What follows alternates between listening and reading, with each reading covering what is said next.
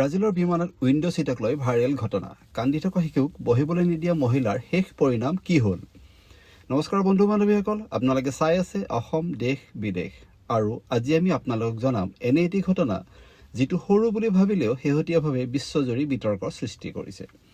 এই ঘটনাৰ আৰম্ভণি হৈছিলে ব্ৰাজিলৰ এখন যাত্ৰীবাহী বিমানত প্ৰায় এবছৰ আগে। 2024 চনৰ ডিচেম্বৰ মাহত GOL এয়াৰলাইন্সৰ এখন উৰণত জেনিফাৰ কেষ্ট্ৰ নামৰ এগৰাকী মহিলাই নিজে আগতীয়াকৈ বুক কৰা উইণ্ডো ছিট বা খিৰিকীৰ কাষৰ ছিট এৰিবলৈ অস্বীকাৰ কৰে। জেনিফাৰ বিমানত উঠাৰ পিছতেই মাতৃৰ সৈতে ভ্ৰমণ কৰা এটি শিশুৱে উইণ্ডো ছিটত বহিবলৈ জিদ ধৰে। গতিকে মাতৃয়ে জেনিফাৰক ছিট সলনি কৰিবলৈ অনুৰোধ জনায়। উল্লেখযোগ্য যে GOL বিমানে খিৰিকী কাষৰ ছিটৰ বাবে অধিক মূল্য লয়। জেনিফাৰ কেষ্ট্ৰ নিজৰ ছিট এৰি দিবলৈ ৰাজি নহয়। তাই শান্তভাৱে উত্তৰ দি কয়, যিহেতু খিৰিকীৰ কাষৰ ছিটটো মই আগতেই বুক কৰিছোঁ, গতিকে মই ইয়াতেই বহিম। কিন্তু খিৰিকীৰ কাষৰ ছিট নাপাই শিশুটিয়ে ক্ৰমাগতভাৱে কান্দিবলৈ ধৰে আৰু ইয়াৰ পৰৱৰ্তী প্ৰায় 50 মিনিট সময় কান্দিয়েই থাকে।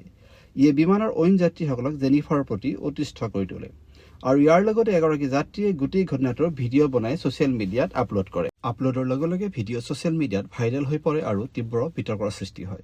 যিসকল লোকে জেনিফাৰক সমৰ্থন কৰে তেওঁলোকে মন্তব্য কৰিলে, যিটো ছিটৰ বাবে তেওঁ আছুতীয়াকৈ ধন দিছে সেইটো এৰাৰ কোনো বাধ্যবাধকতা নাই।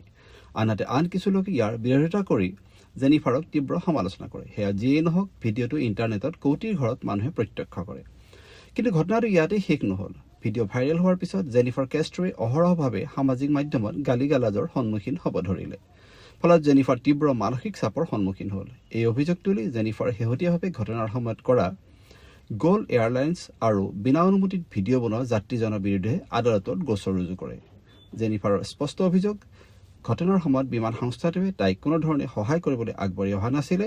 লগতে সহযাত্ৰীজনে কোনো ধৰণৰ অনুমতি নোলোৱাকৈ ভিডিঅ' সামাজিক মাধ্যমত ভাইৰেল কৰি তেওঁৰ ব্যক্তিগত জীৱন ভয়াৱহভাৱে ক্ষতিগ্ৰস্ত কৰিছে। অতি আমোদজনকভাৱে এইবাৰ সামাজিক মাধ্যমত জেনিফাৰ অতি জনপ্ৰিয় হৈ পৰিল আৰু ইয়ে তাইৰ জীৱনলৈ এক আমূল পৰিৱৰ্তন আনি দিলে। দিনক দিনে তাইৰ ফলোৱাৰ বৃদ্ধি পালে আৰু ইনষ্টাগ্ৰামত 2.1 মিলিয়ন হয়গৈ।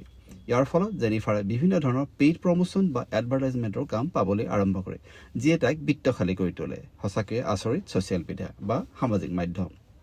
শেষত এই ঘটনাই কেইবাটা গুৰুত্বপূৰ্ণ প্ৰশ্ন উত্থাপন কৰিছে। বিমান যাত্ৰীৰ অধিকাৰ ডাঙৰ নে সামাজিক অনুভূতি? লগতে কোনো অনুমতি অবিহনে আপুনি কোনো মহিলাৰ ফটো বা ভিডিঅ' ল'ব পাৰেনে?